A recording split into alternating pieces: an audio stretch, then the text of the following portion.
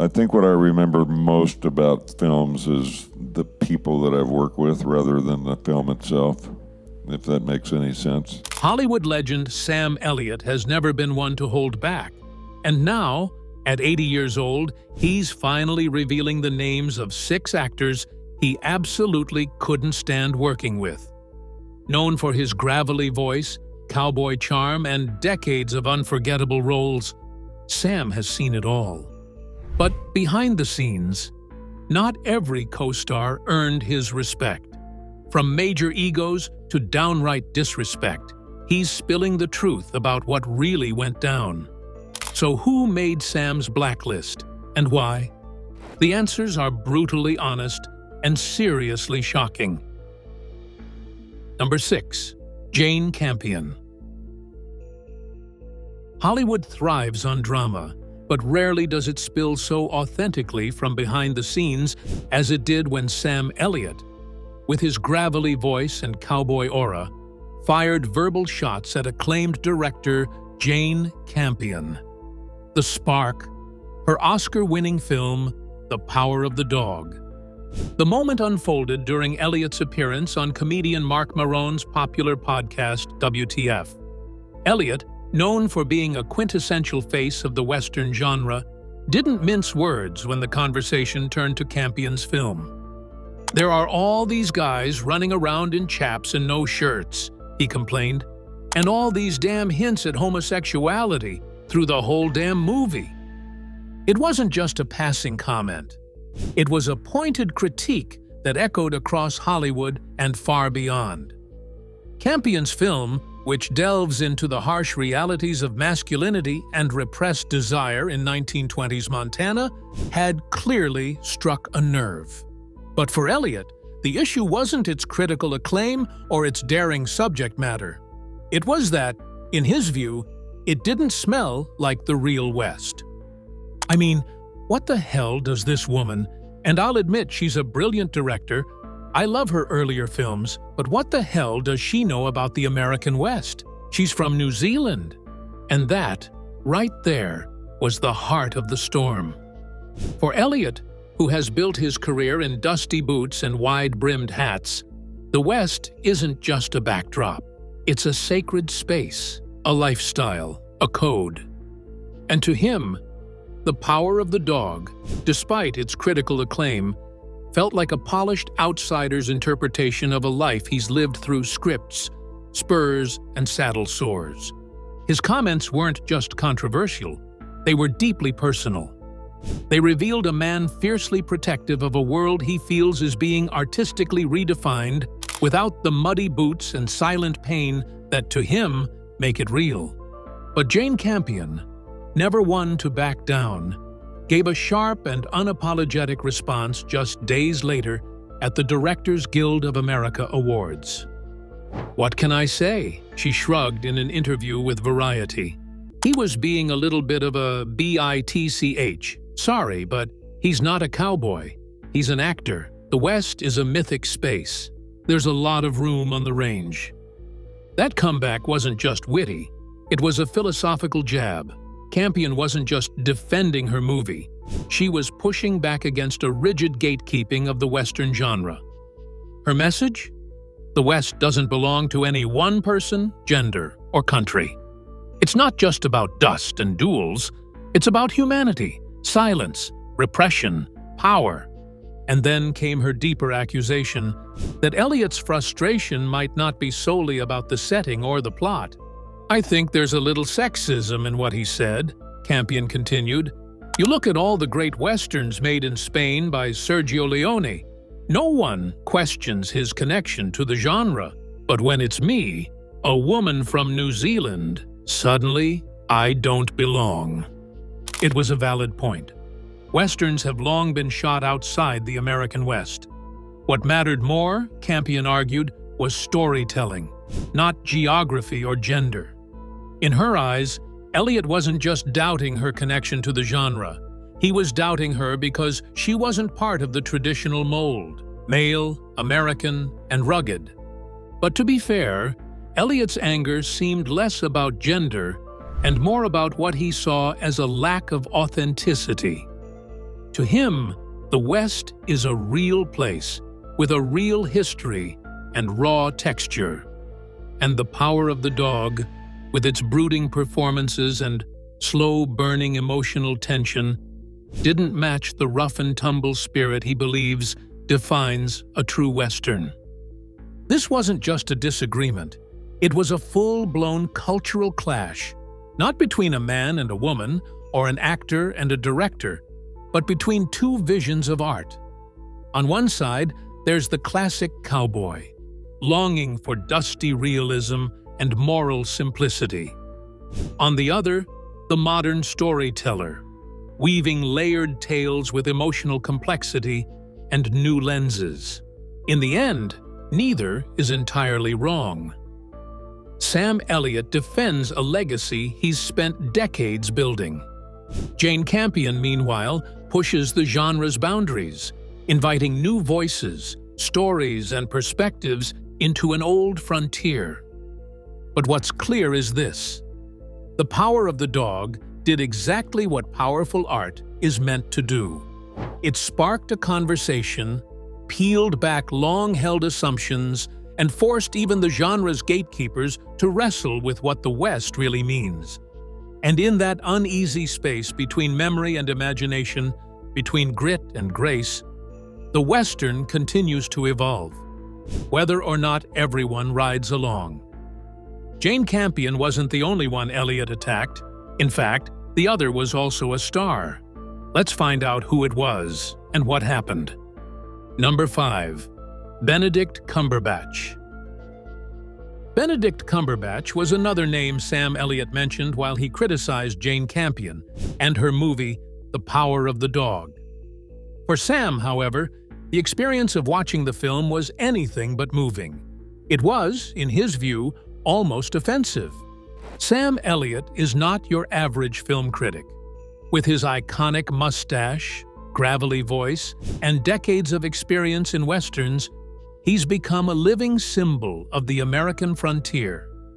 When Sam speaks about cowboys, ranch life, or the soul of the Wild West, people tend to listen. So when he appeared on a podcast and tore into The Power of the Dog, the reaction was swift and explosive. He didn't sugarcoat a thing. Right from the start, Sam mocked the film's direction and thematic direction. But the real fire came when he zeroed in on the film's lead, British actor Benedict Cumberbatch. In a voice heavy with frustration, Sam asked, "What the hell does this Brit know about the American West?" It wasn't just a rhetorical question, it was a sharp jab. To him, Cumberbatch's portrayal of a hardened, emotionally complex cowboy felt more like a stage play than a lived-in performance. He wasn't just critiquing acting, he was defending a culture. Sam went further. He picked apart everything from Cumberbatch's accent to his body language, describing it as exaggerated, theatrical, and out of sync with the gritty reality of life on a real ranch. According to Elliot, ranch life isn't filled with brooding glances and whispered monologues. It's about hard work, quiet endurance, and people who have been shaped by dust, sweat, and solitude, not stylized trauma or artistic symbolism. The backlash from film critics and fans came swiftly. Supporters of the movie, including many from the newer wave of cinema appreciation, labeled Elliott's views as outdated and narrow-minded. Some called him a relic of a dying era, an old cowboy who couldn't wrap his head around change. They accused him of gatekeeping, of refusing to accept that masculinity could be shown in new and vulnerable ways, and that Westerns could evolve beyond their traditional mold. But if Sam heard the noise, he didn't budge. He didn't apologize. He didn't soften his message. In fact, he doubled down. For Elliot, his words weren't an attack. They were a defense of the Western genre he had dedicated much of his life to. To him, The Power of the Dog didn't just reinterpret the cowboy legend. It twisted it into something unrecognizable, Something in his eyes dishonest. The heart of Sam's outrage came from a place of deep belief. He believed Westerns weren't meant to be psychological puzzles or emotional experiments wrapped in cowboy hats. They were stories of grit and resilience, of stoic men and women carved out of harsh landscapes. He felt that Cumberbatch's performance not only misunderstood this legacy, it dishonored it. It wasn't personal, but it was deeply passionate. As expected, Benedict Cumberbatch never responded directly. He maintained a dignified silence, perhaps advised by studios or his own instincts. But those close to the production later admitted the criticism had left its mark. Behind closed doors, executives debated whether to respond publicly. Some feared engaging with Elliot would give the story more oxygen. Others wanted to defend their star. In the end, silence won. Officially, nothing more was said. But Sam had already said enough for the both of them. He had drawn a line in the sand, not just between himself and one film, but between two worlds, two ways of telling stories. One rooted in tradition, grit, and unsaid emotions. The other in symbolism, introspection, and emotional complexity. His words struck a nerve because they weren't just about acting, they were about values. To some, he came off as harsh and unwilling to evolve. To others, he was a rare voice standing firm in a world obsessed with reinvention. Love him or hate him, Sam Elliott reminded the world that not all stories should be reimagined without reverence for their roots. As the dust settled, the debate over the power of the dog continued to echo in film circles. But Sam? He rode off into the sunset, figuratively, having spoken his truth. And in the true spirit of the cowboys he's played for decades. He did so without fear, apology, or regret. In the end, Sam Elliott's fiery critique wasn't just about one movie or one actor. It was about legacy, about honoring the past without rewriting it beyond recognition. And whether you agree with him or not, one thing is certain. When Sam Elliott speaks about the West, it's hard not to listen. Here is another actor that Sam Elliott dislikes. A cowboy who he could not stand. Who is he? Why is he on the list of his hated actors? Let's delve into the details. Number 4. Kevin Costner. Sam Elliott is not just known for playing cowboys, he is one. Long before the glitz of Hollywood, before he ever sat in a makeup chair or stepped onto a film set, Sam was already molded by the grit and grind of real Western life. He didn't learn how to act tough. He learned toughness through life itself, under a blazing sun, among real ranchers, with hands blistered from real work. His boots weren't a prop. They were worn and stained from walking through dust, not down a red carpet. Raised among cattle, dirt roads, and calloused hands, Sam's connection to the West wasn't scripted. It was inherited, absorbed, and lived.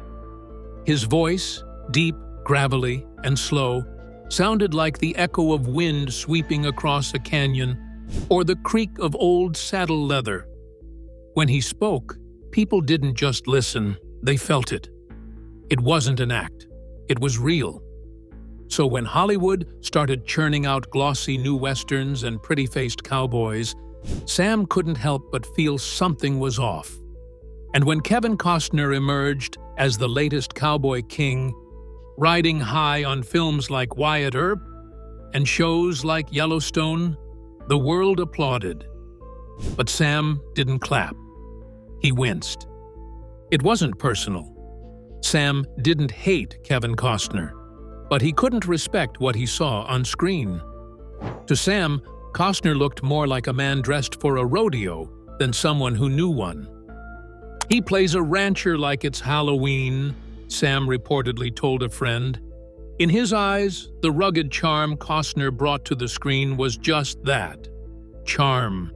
It was polished, commercial, crafted for cameras, not earned through a lifetime of living it. To viewers, Yellowstone felt raw, intense, and gripping. But to Sam, it was all too neat, too staged. The emotions too loud, the cowboy hats too clean. The West, in Yellowstone, looked more like a fashion statement than a legacy. For Sam, it was hard to watch, not because it wasn't popular, but because it wasn't true. Despite the show's explosive success, millions of loyal fans, high ratings, and pop culture status, Sam stayed silent, unimpressed. Where others saw power struggles and poetic justice, he saw melodrama and marketing. He believed the show romanticized a land and a way of life that didn't need beautifying. The real West was never pretty. It was painful, dirty, cold, and filled with quiet, uncelebrated sacrifices. In fact, the creators of Yellowstone once reached out to Sam, hoping to bring him in for a cameo. They wanted that unmistakable voice, that stoic presence, his essence, to give their world more weight. But Sam refused. Not out of arrogance, not out of spite. He said no because the West he loved wasn't just scenery. It was a sacred code. Loyalty, endurance, respect. And to him, Yellowstone wasn't preserving that. It was repackaging it. "It's not a Western," he once said. "It's a costume drama in cowboy hats."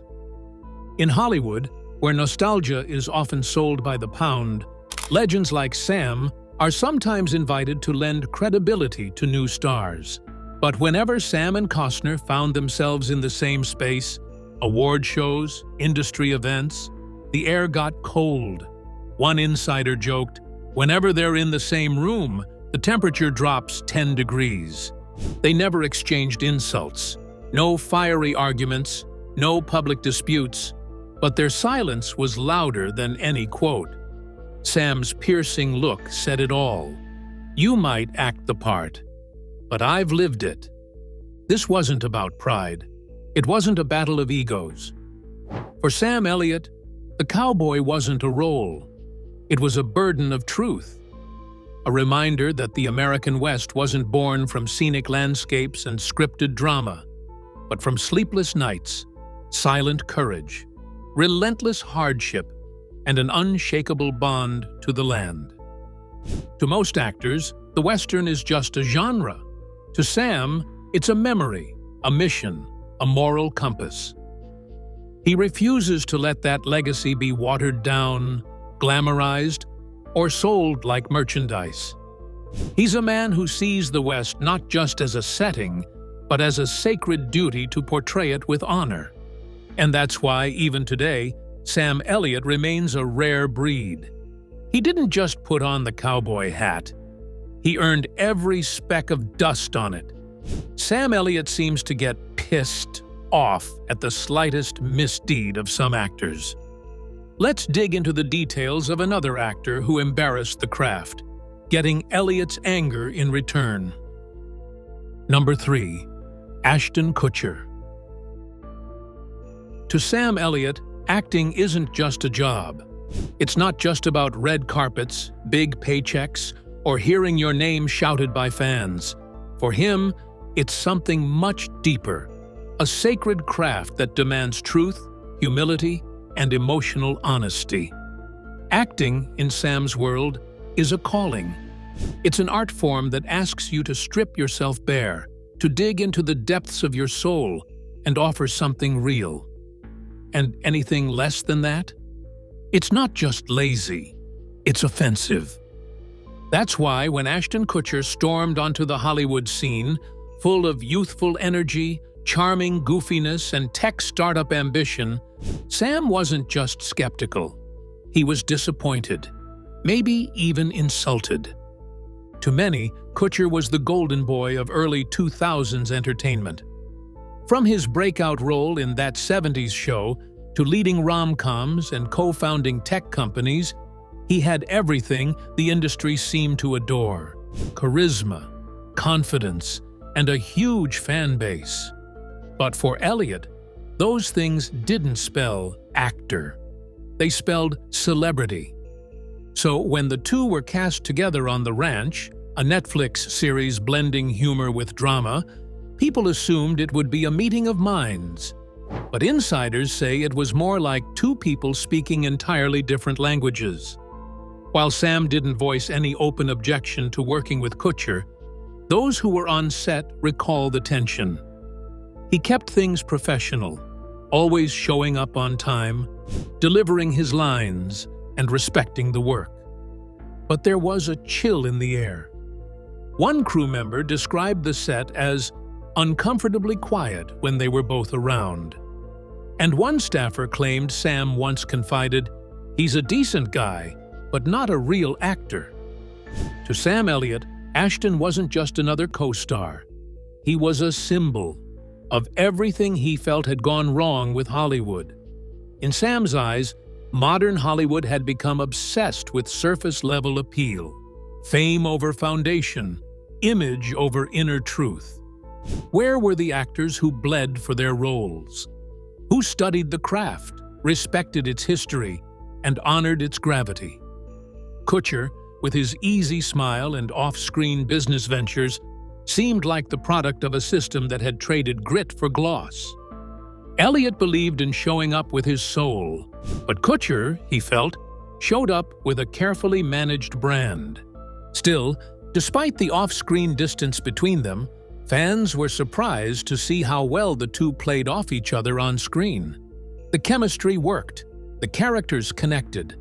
Kutcher even spoke highly of Sam in public interviews, calling him a mentor and praising his experience. But for those who knew Sam well, it was just another performance. A convincing one, but nothing more. Privately, he was said to mumble things like, "He's acting like a guy who learned acting on YouTube." There's a sharpness to that comment. It's not just a critique of Kutcher's methods. It's a lament. For Elliot, it wasn't about Kutcher as a person. By most accounts, he found him polite, respectful, and easygoing. But that wasn't enough. The problem wasn't Kutcher's behavior, it was what he represented. Sam Elliott grew up in a different Hollywood, a place where actors paid their dues, where they wrestled with their roles, and where a good performance was earned, not manufactured. He revered the days when actors respected the stage before they ever touched a camera. To him, acting wasn't something you figured out as you went.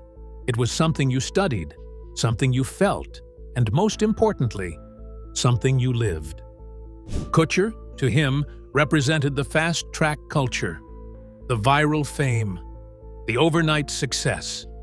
Sam saw a man who had found stardom too easily, without the emotional depth or lived experience to back it up. It's worth noting that not everyone saw things Sam's way. Many fans loved The Ranch and appreciated the dynamic between the older, grizzled Elliot and the younger, more modern Kutcher. Critics noted how the show balanced humor with heart, but Sam remained unmoved. He respected the work he was hired to do. He just didn't see much behind the curtain. At the heart of it all lies a deeper question, one that Sam Elliott seems to wrestle with in silence. What happened to the soul of acting? Has the craft lost its center in the age of celebrity culture, social media influence, and algorithm-driven fame? Or is there still room for the kind of truth that once made actors more than stars? They made them storytellers. To Elliot, Kutcher wasn't the future of acting. He was a reminder that the industry he once loved had changed. And maybe not for the better. In the end, their time on the ranch passed without public drama. There were no explosive feuds or leaked text messages, just a quiet, professional distance between two very different men. One shaped by old-school principles, the other by the new rules of fame. But to those who watched closely, the real story wasn't in the lines they delivered on screen. It was in the silence between them. the invisible rift between legacy and trend, between reverence and reinvention, between a man who saw acting as sacred and one who, in Sam's eyes, just saw it as another gig. Meanwhile, there is another actor whose name has found its way into Sam's blacklist. Who is it? Why did Sam Elliott hate him? Let's dive into the details. Number 2. Nicolas Cage. Sam Elliott doesn't need to shout to be heard. In fact, he rarely raises his voice at all. But when he speaks, every word feels carefully chosen, like it's carrying weight, history, and meaning. He's the kind of actor whose silence can say more than pages of dialogue. Just a look from Sam can make an entire audience feel something deep. For him, less isn't just more. It's everything. Then there's Nicolas Cage. If Sam is a calm, steady fire, Cage is an explosion. Loud, bright, and impossible to ignore. He's unpredictable, wild, and bursting with energy that spills off the screen. Cage doesn't walk into a scene. He charges in, often turning it upside down. The contrast between the two couldn't be sharper. They both appeared in Ghost Rider in 2007, but they might as well have come from different planets. One person once said, "If Sam Elliott's style is a quiet storm, Nicolas Cage is a tornado." That comparison nails it. Sam believes in holding back. His art lives in the pauses, the subtle expressions, the unsaid. He invites you into his character's world slowly, making you lean in and listen. He doesn't believe in forcing emotion. He believes in earning it.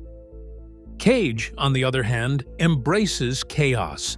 He throws himself into roles headfirst, never afraid to be loud, strange, or extreme. Some see him as a genius, completely unafraid of taking risks. But for Sam, all that energy felt like noise, distracting, unnecessary, and empty. It wasn't that Cage lacked talent. To Sam, it just didn't feel honest. During the filming of Ghost Rider, Sam remained his usual self, calm, respectful, and professional. But those close to the set noticed something odd. He and Cage never really connected. They didn't talk much, didn't share moments between takes, and certainly didn't build a friendship. Sam was kind to everyone, one crew member recalled, but with Cage, it was different. You could feel the distance. In later interviews, Sam would drop hints, never naming names but always clear in meaning. He'd talk about actors who hijack scenes or turn movies into a circus. He'd speak of a kind of acting that, to him, lacked soul. And though he never directly called Cage out, everyone who knew him knew exactly who he was talking about. In one rare moment of openness, Sam reportedly told a friend, "He's more firework than flame. Loud, flashy, but no warmth. A big bang with no lasting heat." It wasn't just criticism, it was sadness. Sam wasn't angry, he was disappointed. Because to him, acting is sacred. It's about connecting with truth, not shocking people into paying attention. Meanwhile, Cage continued doing what he does best, dividing opinions, earning awards, becoming a pop culture icon. His roles might be controversial, but they were never dull. Yet, to Sam Elliott, none of that mattered. Accolades and fame meant little if they weren't built on something real. What bothered Sam most wasn't the chaos or the noise. It was the loss of truth. In his view, the greatest performances don't shout. They whisper. They don't explode. They simmer. Real acting, to him, isn't about being seen. It's about being felt. In today's world where flashy often trumps subtle, Sam Elliott remains a rare kind of actor. He hasn't changed, hasn't chased trends.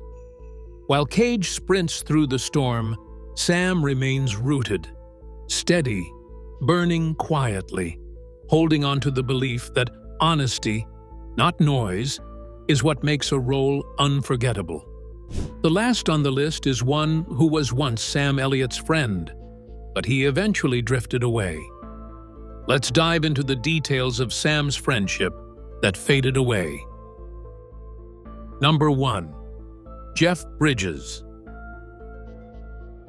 Some names don't sting out of bitterness, they sting out of grief. They don't summon rage or betrayal, just a slow ache that never truly leaves. For Sam Elliott, that name is Jeff Bridges. Once, the two men shared a quiet brotherhood. It wasn't the kind made for cameras or headlines. It didn't thrive on red carpets or loud declarations of friendship. No, it was something deeper. They were cut from the same old-school cloth, modest, grounded, and loyal to the art of acting more than the art of being seen. When they joined forces in The Big Lebowski, audiences saw chemistry, charm, and craftsmanship. But what they didn't see was what happened behind the scenes. Two men who connected on values, on the idea that showing up, doing the work well, and disappearing with grace was enough. They shared long conversations about humility and purpose. Both men had grown tired of Hollywood's obsession with glitz.